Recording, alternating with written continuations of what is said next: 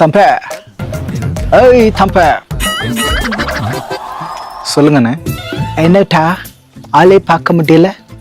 ஊழியம்லாம் எப்படி போயிட்டு இருக்கு? ஆண்டவர் நடத்துற மாதிரி போயிட்டு இருக்குண்ணே. அப்ப எங்களுக்கெல்லாம் பிசாசு நடத்துற மாதிரி போயிட்டு இருக்கா? அது உங்களுக்கு தான் தெரியும். சரி, எனக்கு நிறைய வேலை இருக்கு, நான் கிளம்புறேன். ஏய் தம்பே, ஊழியக்காரனுக்கு என்னடா வேலை இருக்கு? நீனும் ஊழியக்காரன், நானும் ஊழியக்காரன். ஊழியக்காரனுக்கு என்ன வேலை? விசுவாசிங்கோ உனக்கும் சேர்த்து உழைச்சு கொண்டு வந்து கொட்டுவாங்கோ. கொட்டணும் கொட்டணும், பணம் நிறைய கொட்டணும். நான் அந்த மாதிரி ஊழியக்காரன் இல்லைண்ணே. வேலை செய்ய மனசு இல்லாதவன் சாப்பிடவே கூடாதுன்னு பவுல் எச்சரிக்கிறாரு. அதெல்லாம் தெரிஞ்சுமா இப்படி பேசுறீங்க? யார் அவரு? ஏன் அப்படி சொல்லியிருக்காரு? அவர் பேச்செல்லாம் கேட்காத கண்ணா, கெட்டு போயிடுவேன். பேசி பிரயோஜனம் இல்லை, நான் கிளம்புறேன். ஏய் தம்பா, பேசிக்கிட்டு இருக்கும்போது பிட்வீன்ல போறது அநாகரிகம். நான் சொல்றத நீ கேளு தம்பா. நம்ம ஊழியக்காரங்க நம்ம பேச மட்டும்தான் செய்யணும். விசுவாசிங்க தான் நெத்தி பேர்வை நிலத்துல சிந்தி உழைக்கணும், ஏக்கர் கணக்கில் சம்பாதிக்கணும். அதை நம்ம பேர்ல எழுதி வைக்கணும் வைக்கணும் வைக்கணும், நம்ம பேர்ல எழுதி வைக்கணும் அப்படின்னு நீங்க சொல்றீங்க. ஆனா ஆண்டவருடைய வார்த்தை, ஒருத்தர்கிட்டையும் இலவசமா சாப்பிடாதீங்க, அதாவது ஓசியில சாப்பிடாதீங்க, உழைச்சு சாப்பிடுங்க, யாருக்கும் பாரமா இருக்காதீங்கன்னு பவுல் மூலமா தெசலோனிக்கேயர்ல ஆவியானவர் எச்சரிக்கிறாரு. இதுக்கு என்ன சொல்ல போறீங்க?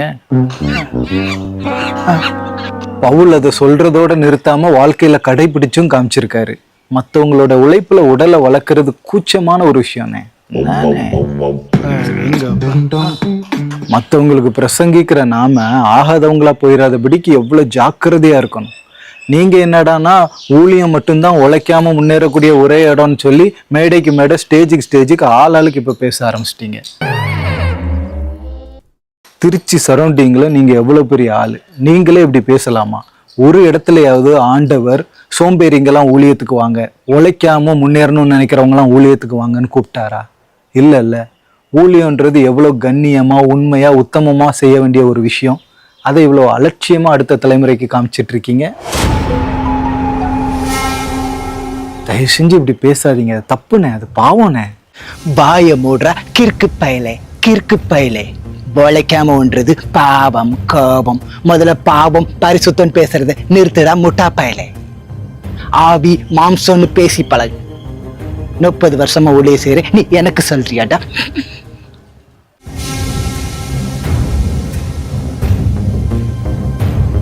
பரிசுத்தத்தை பேசினா பரிசுத்தம் வந்துருமாடா கிறுக்கு பயலே. கிருபைய பேசாதாண்டா பரிசுத்தத்தை காப்பாத்திக்க முடியும். ஏன்டா நீங்களாம் பைபிளே படிக்க மாட்டீங்களா? கிருபைய பேசினாலே பரிசுத்தத்தை காப்பாத்திக்க முடியுமா? அப்ப கிருபையை பெற்றுக்க வேணாமா? சோறுன்னு சொன்னாலே வயிறு நிறைஞ்சிருமா? என்னன்னு சொல்ல வரீங்க? தாழ்மையுள்ளவர்களுக்கு அவர் கிருபை அளிக்கிறார். மனத்தாழ்மையா இருக்கிறவங்க கிருபைக்கு கீழே இருக்கிறாங்க, அவங்கள பாவம் மேற்கொள்ளாது. ஆனா நீங்க ஸ்டேஜ்ல இவ்வளவு அகந்தையா கிறுக்கு பயில, அந்த பயில, இந்த பயிலன்னு சொல்லி பெந்தேகோஸ்தே சபைக்காரங்களை அவ்வளவு கிழிச்சு தொங்க விடுறீங்க. ஆனா கிருபையை பற்றியும் வக்கனையா பேசுறீங்க. கூச்சமா இல்லையானே?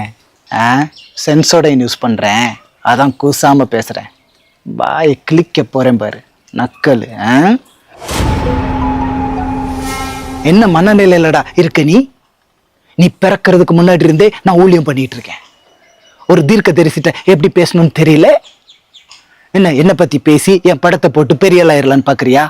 கொண்டே விடுவேன். அண்ணன் தம்பி, இந்த உண்மையை சொல்றேன்னு வருத்தப்பட்டுக்காதீங்க. எங்க அகஸ்டின் ஜெபக்குமாரனை பற்றி பேசினதுக்கு அப்புறம் தான் நீங்க பெரிய ஆளாவே ஆனீங்க. அதுக்கு முன்னாடிலாம் நீங்க இவ்வளவு தூரத்துக்கு வெளியில யாருக்குமே தெரியல. கொஞ்சம் நிதானிச்சு பாருங்க.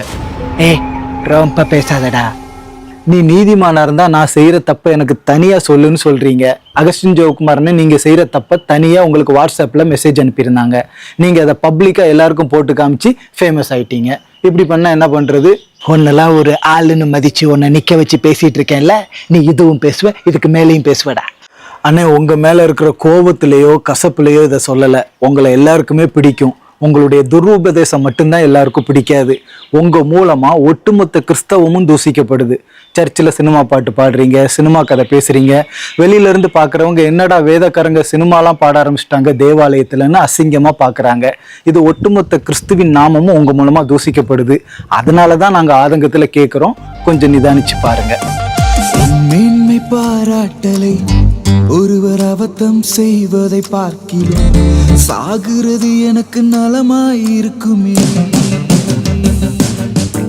நான் தான் இதை செய்தேன், இது என்னால் ஆயிற்று என்று சொல்பவன் திருடன் கள்ளனவன். பெருமை பாராட்டிட ஒன்றும் இல்லையே, நான் செய்வதெல்லாம் அவர் கிருபையே.